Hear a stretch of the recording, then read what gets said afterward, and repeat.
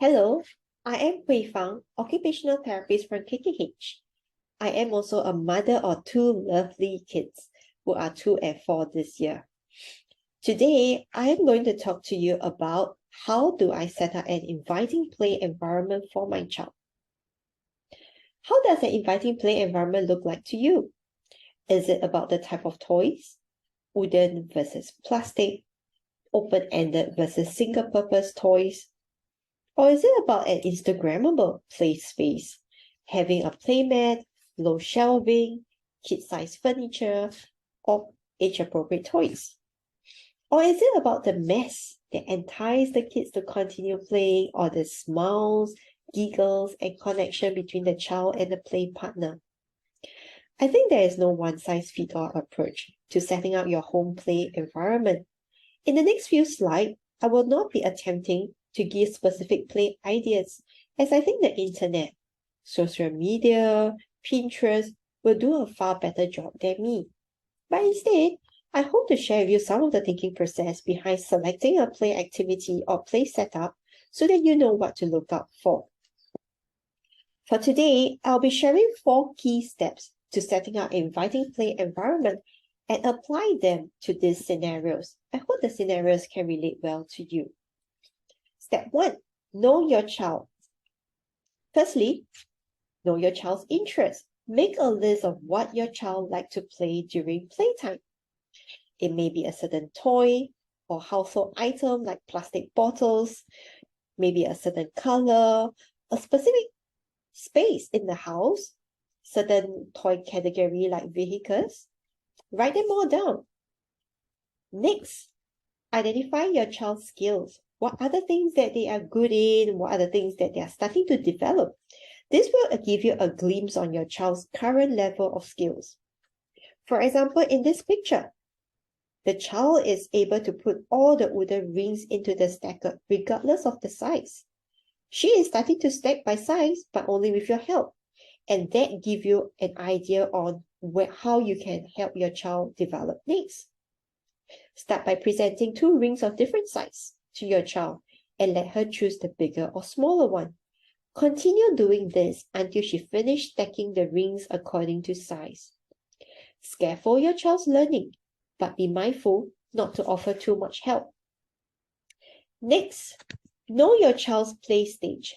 After observing your child's interests and skills, identify what is your child's play stage so that you can decide what is the type of play material to present to your child and how you can engage your child. Now, let's apply this step 1 into 3 scenarios.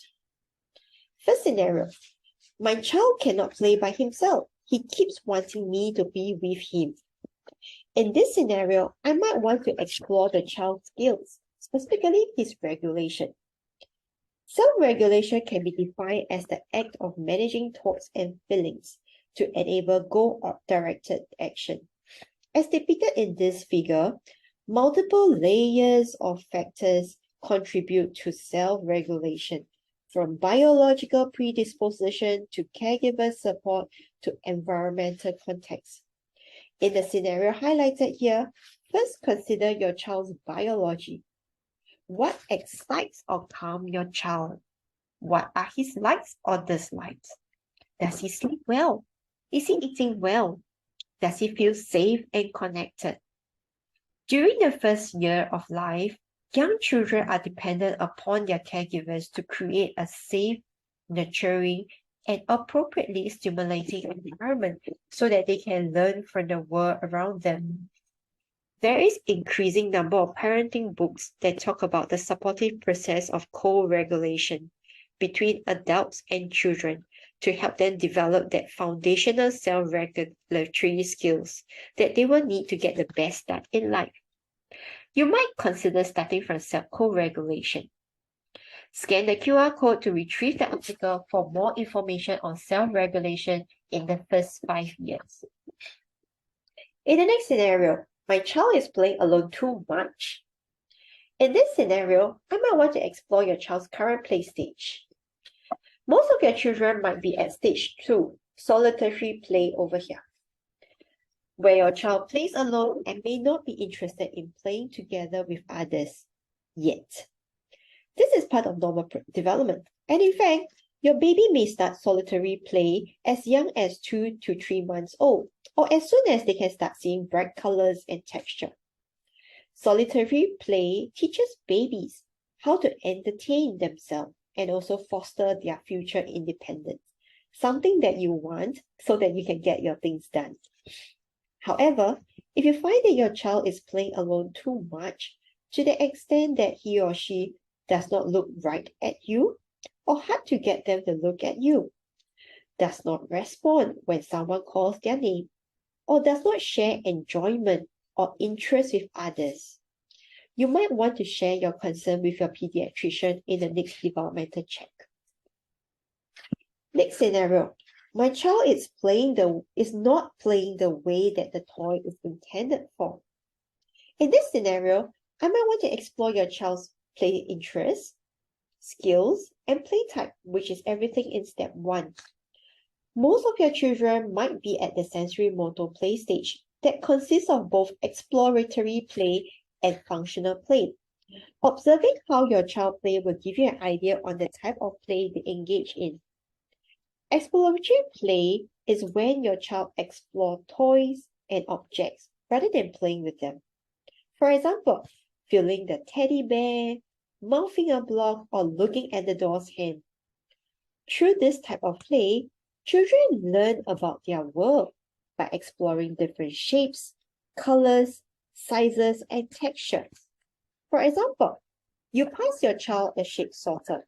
Instead of sorting the shape, your child was stacking it up and knock it down, put everything into the container and dump it out, or just bang the shapes together.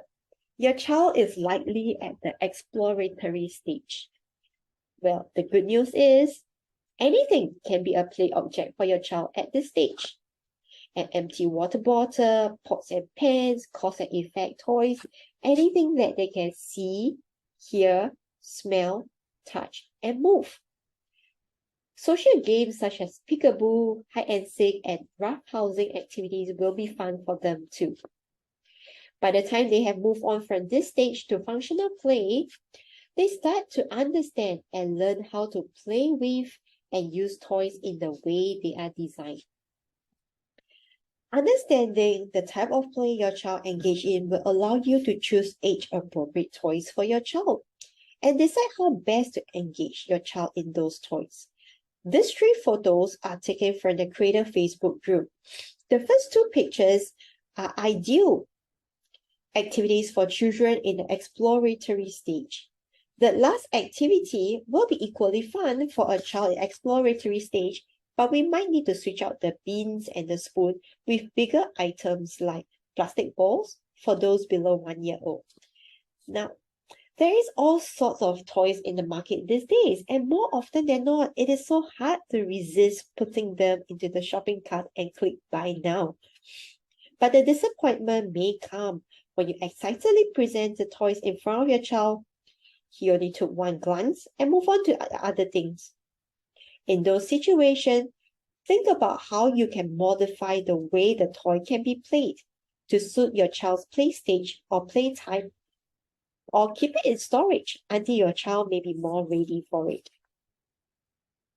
Let's look at step 2, know your goal. There are 3 types of goals that you can consider. Firstly, skills development. Consider finding out more about child development milestones or activity. There are good resources out there. For example, a free local sources would be your Singapore Child Health Booklet. Health Hub and Families for Life also has nice information and resources for parents. There are also international resources like pathway.org, Raising Children Network, or purchase app like Baby Sparks, Wonder Weeks, Kinadu. These are wonderful resources for you to look up for the skills that your child should be performing at his or her age. What are the play activities that you can do to facilitate that growth? And what are the skills that your child can develop next? Number 2, independent play. If that is your goal, Pay more attention on setting up the play environment, which would be step 3, or providing age-appropriate toys or play activities to facilitate the independent play. You might also want to consider the child's attention and complexity of play skills to gauge what is an appropriate duration for your toddler to be playing by himself. Sometimes, independent play does not occur independently. To encourage independent play, you can place a few age-appropriate toys on the floor near your child. Begin by interacting with your child while playing with the toys, and pause periodically to watch your child's action. You'll notice your child absorbed in his interaction with the toys for a few minutes at a time. And when he does so, you can use the time to tackle essential chores. However, never leave a child this age unattended or unobserved, regardless of how fascinated he or she may seem by the activity. Thirdly, your goal may be about attachment. Attachment allows children the secure base necessary to explore, learn, and relate, and the well-being, motivation, and opportunity to do so. It is important for safety, stress regulation, adaptability, and resilience. We'll talk more about this in step 4, be responsive and have fun. Let's move on to step 3, set up the play environment. These are 4 key steps that I will go through with you. Let's look at the first one. Display and make it attractive. Let's look at these 2 photos. If it was you, which setting might get you started with playing? For me, it will be the photo on the left. Rather than storing activities in a toy box or closed shelving, it is much easier for a toddler to see what is available when you set a few toys out on the shelf. Try getting down to your child's level and see if the play space is attractive to you. Putting an activity into a basket or tray can make it more appealing to a child.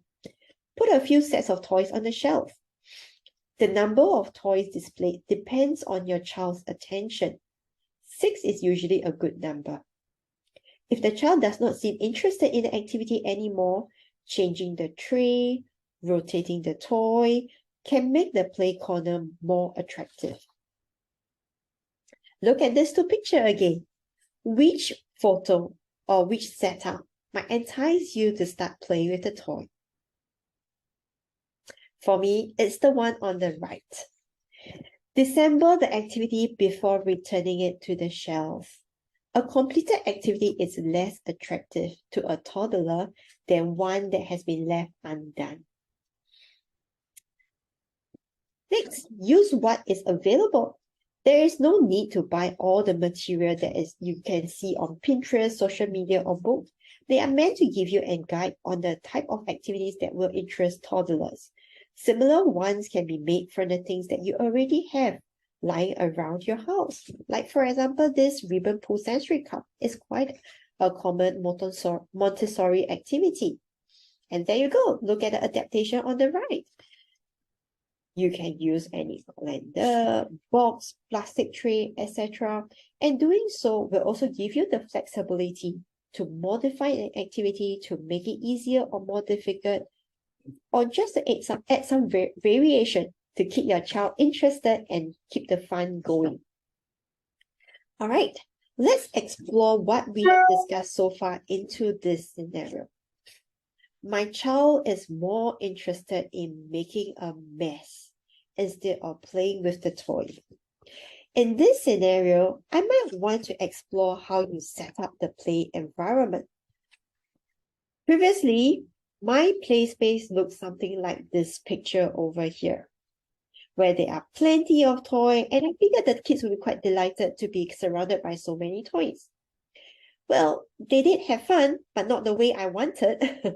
They had fun pouring out the big box of toys and taking out all the toys from the shelving. That was fun for them, but the mess was a horror to me. After I tried a different way of display, like what I shared earlier in step 3, things have improved a lot, but the mess is still unavoidable as long as the kids are playing. All right, let's move on to step 4. Be responsive and keep it fun. I would like to end off today's sharing by showing you a video of the serve and return interaction. Serve and return is a phrase coined by Harvard researcher to describe back and forth interaction between adults and children. Using the analogy of tennis, one person serves by offering up a sound, glance, word, or gesture, and the other returns it. I will let the video do the talking.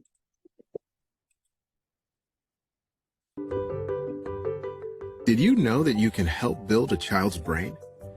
Those are bananas. Everyday interactions can have a big impact on developing brains throughout childhood, starting even before babies can talk. Scientists call this serve and return, like a game of tennis or ping pong. A child serves by showing an interest in something, and the adult responds in a supportive way. Finding moments throughout the day to do it is easy and fun, and you'll be building strong brains. You can use 5 steps to practice serve and return with any child. Step 1. Share the focus. When a child is interested or curious, you can see it. What's this? It's a stroller. Watch this child look at something in a book. Right there. Pointing shows interest. Cow. So does making a sound, like this child. And mom is paying close attention. See baby moving those little arms and legs and focusing on the ball? That's a serve. The key is paying attention to what the child is noticing. Oh, you like those guys too? Look at Grandpa sharing the focus. By noticing serves, you will help build curiosity, and you'll strengthen your relationship.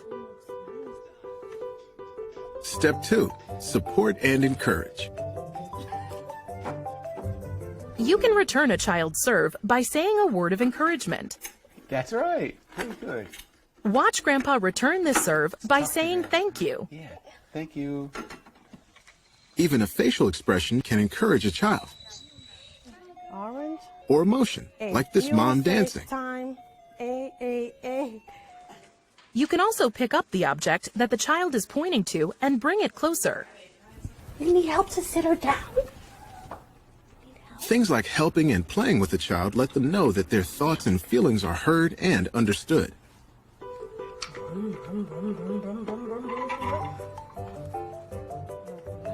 Step 3. Name it. Yeah, the puppy.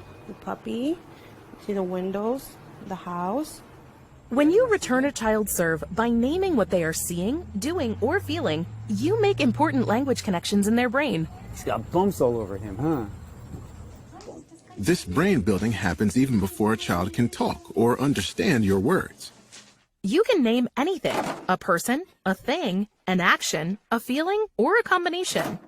Clean up, everybody do your shit. When you name what a child is focused on, you help build understanding of the world around us and what to expect from it. The baby's sitting.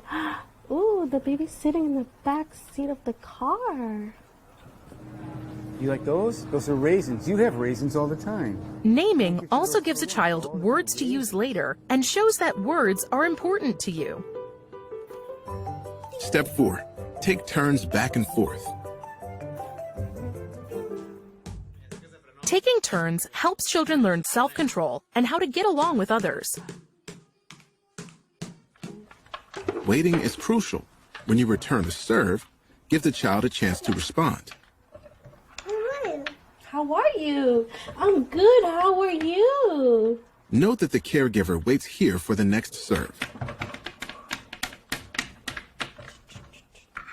See this toddler navigating a new adventure? Grandpa is waiting patiently, returning serves by asking questions and then waiting to see what happens next. Yeah. You want to cover it? Yeah. Are you cold? Yeah. Oh, we put this over your lap like this, okay? Yeah. Do you like that? Yeah. Oh. By waiting, you give the child time to develop ideas and build confidence and independence.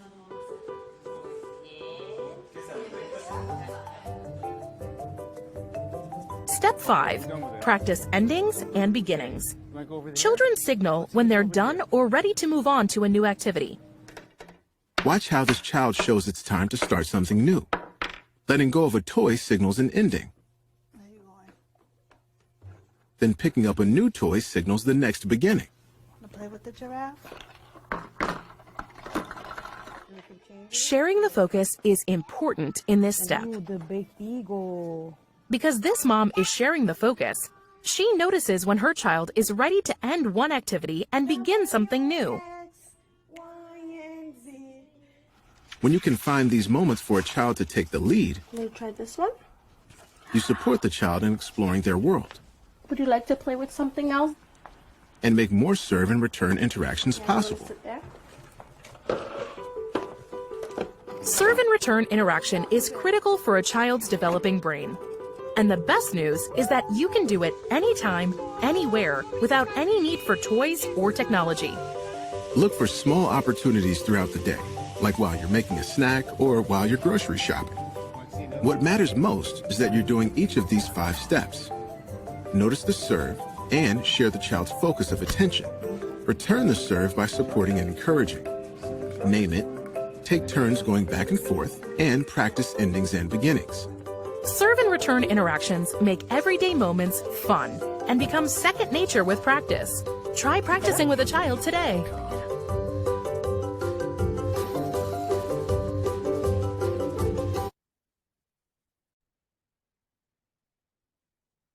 I'm sure most of you are already doing this serve and return interaction.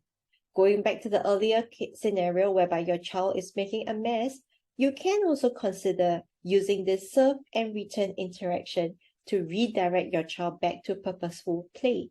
And after you have that connection going, slowly work on limit setting, such as keeping the toy before taking another one, keep toys within the play mats, or keep all toys by the end of playtime.